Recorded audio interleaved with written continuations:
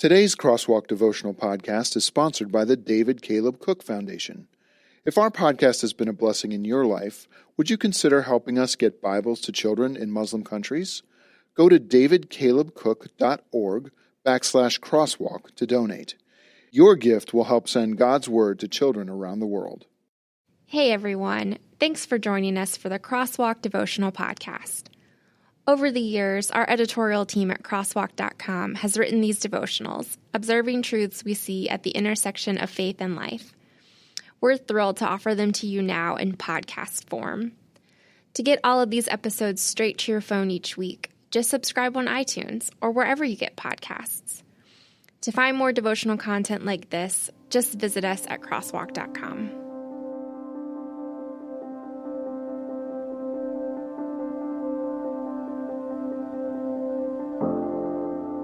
Keeping Christ in Christmas by Sarah Phillips, read by Ellie Johnson. Prepare the way of the Lord, make his path straight. Mark 1:3. Here in America, Christmas is almost over. We only have a few more days before the radio stations switch to their normal mix and abruptly stop playing the same 5 Christmas carols over and over again. How do you feel about this year's preparations? Do you feel ready? Do you feel stressed? Do you wish it was easier to focus on the reason for the season? For me, this year held a lot of firsts. Firsts that forced me to reflect on how I celebrate Christmas and why. I got married this November, so melding family holiday traditions was the first project we tackled as a married couple. It's been a pretty fun process, but also a learning experience. Here's lesson number 1. You can be the same religion and still experience that religion very differently. Although we haven't decided exactly how we'll celebrate Christmas every year from here on out, a friend shared an article with us that outlined the traditional German Christmas centered on Christkind, or Christ Child.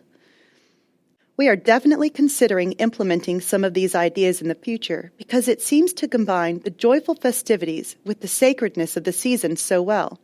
Here are the basics.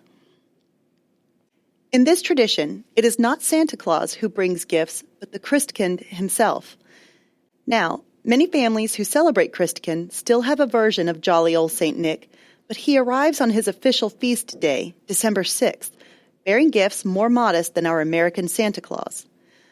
The miraculous Christmas Day arrival of Christkind requires a slow build-up throughout the month of December. Advent is observed carefully. Christmas decorations can wait. Family members take turns lighting the Advent candles as the entire family sings O Come, Emmanuel every evening before dinner. Children also focus on developing virtue to prepare their hearts for the coming of Christkind. Throughout December, every time a child acts virtuously, he or she can place a piece of straw into the humble, empty manger. In this way, children can tangibly participate in making the path straight for Christ's arrival. When Christmas finally comes, the family participates in prayer, and the youngest child places a replica of baby Jesus into the manger filled with loving acts performed by the children. Then, the parents reveal the stunning glitter of Christmas decorations and gifts left by the Christkind. The celebration of Christkind's arrival continues through January 6th, the day marked to commemorate the arrival of the Magi. Doesn't this sound peaceful? Doesn't this sound focused? Doesn't this sound appropriately placed? I certainly wish we had more than 24 hours to celebrate Christmas here in the U.S., and I can practically hear the hushed Advent prayers leading up to the glorious unveiling of the Christkind's arrival. If your holiday season has been harried, scattered, and stressful, it's not too late to make some changes. Set aside some time in the next couple of days to regroup and refocus on the Christ child. Reflect on his first coming, not only in the world, but in your heart, and ask him what he'd like you to do to prepare for his special day.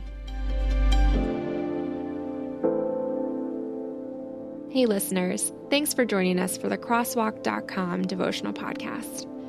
To get all of our episodes straight to your phone during the week, subscribe to this podcast on iTunes or wherever you listen to podcasts.